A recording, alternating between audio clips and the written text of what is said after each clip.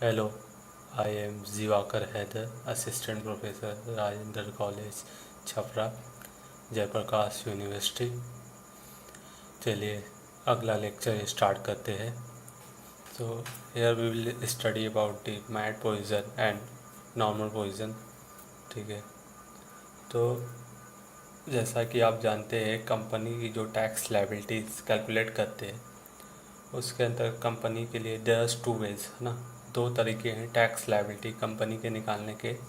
ठीक है, तो फर्स्ट हम देखते हैं, जैसा कि हम जानते हैं अंडर नॉर्मल प्रोविज़न कैसे निकालते हैं।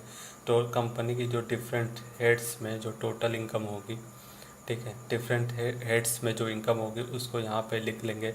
जैसे income from PGBP, income from capital gain, ठीक है, इनकम फ्रॉम अदर सोर्सेज। ठीक है, कंपनी की कई सारी हेड्स में इनकम हो सकती है, तो वहाँ पे आप इसको लिखिए। देन उसमें क्लबिंग का, सेट ऑफ का, ठीक है, set of and carry forward का प्रोविज़न अप्लाई करते हुए कंपनी की नेट टोटल इनकम आप कैलकुलेट कीजिए। ठीक है, इस जो नेट टोटल इनकम है इस पे आप जो है बेसिक जो टैक्स है उसका में बेसिक टैक्स कैलकुलेट कीजिए। ठीक है, देन आप जो ये टैक्स है वो कंपेयर करिए मैट इससे, मैट प्रोविज़न में 18.5% ऑफ वो प्रॉफिट से। ठीक है, अभी हम बात करेंगे बुक प्रॉफिट क्या होती है, कैसे निकालते हैं, इसके बारे में बाद में बात करेंगे। तो अगर से आपका जो टैक्स है अंडर नॉर्मल प्रोविज़न वो less than 18.5% of book profit है, तो आपको आपकी book profit will be deemed as total income. Means अगर से आपका जो बेसिक टैक्स आता है अंडर नॉर्मल प्रोविज़न वो less than 18.5% of book profit है, तो जो आपकी बुक प्रॉफिट है will be deemed as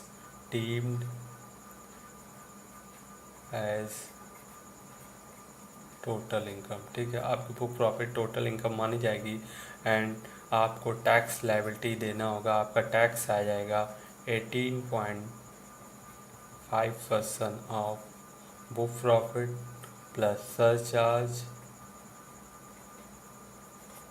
plus health and education cess. ठीक, ये आपको देना होगा। अच्छा, अब यहाँ ध्यान देने वाली बात है कि जब आप यहाँ पे बेसिक टैक्स कैलकुलेट करेंगे तो बेसिक टैक्स में आप ध्यान दीजिए।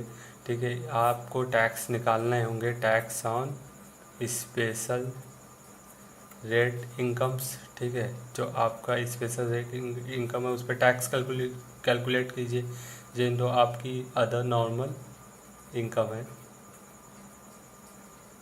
ठीक है, उस पर आप 30%, ठीक है, और 25% जो भी अप्लीकेबल होता है वो आप कैलकुलेट कीजिए। ठीक, तो यहाँ पे सेपरेट आपको टैक्स स्पेशल जो रेट्स इनकम है उस पर सेपरेट टैक्स आप निकाल लीजिए जो वहाँ पे रेट बताया गया है। जैसे फॉर एग्ज़ाम्पल 20% फॉर LTCG है ना, लॉन्ग टर्म कैपिटल गेन के लिए जो आपको रेट बताया गया है सेक्शन 112 में वो 20% बताया गया है एंड 10% फॉर बताया गया आपका LTCG पे आपको निकालना है टैक्स।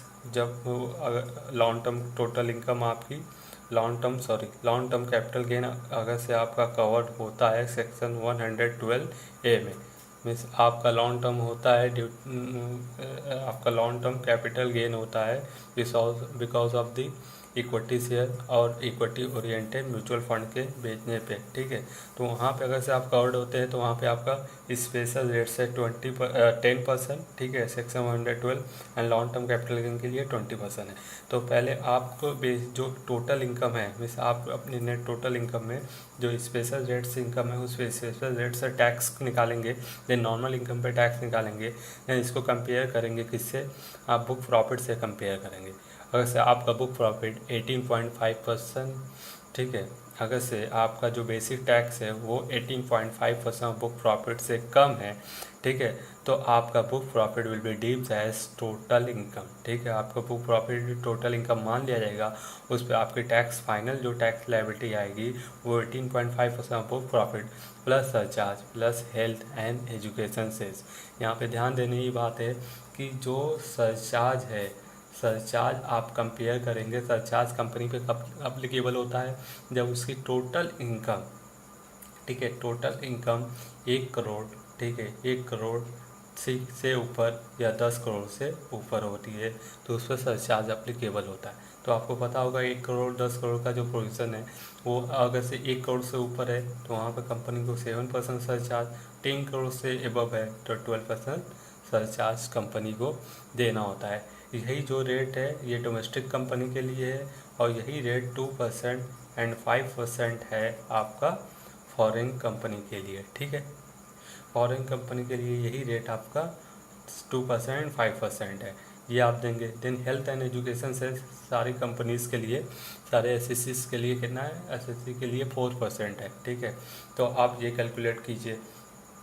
ठीक, आप 18.5% बुक प्रॉफिट सरचार्ज और हेल्थ एंड एजुकेशन टैक्स जो है, sorry, health and education cess आप निकालेंगे, इसको ऐड करते हुए आप कंपनी का टैक्स कैलकुलेट कर लेंगे। ध्यान दीजिए एक चीज़ और, जब आप सरचार्ज यहाँ पे अप्लीकेबल करेंगे तो 1 करोड़ एंड 10 करोड़ कैसे देखेंगे, आपकी book profit will be deemed at total income, तो बुक प्रॉफिट से ही देखेंगे। इफ बुक प्रॉफिट आपकी इंक्रीज़ करती है 1 करोड़ से या आपकी बुक प्रॉफिट इंक्रीज़ कर रही है 10 करोड़ से, तब आप सरचार्ज अप्लीकेबल करेंगे। यहाँ बुक प्रॉफिट से ही कंपेयर करते हुए सरचार्ज आपको निकालना है।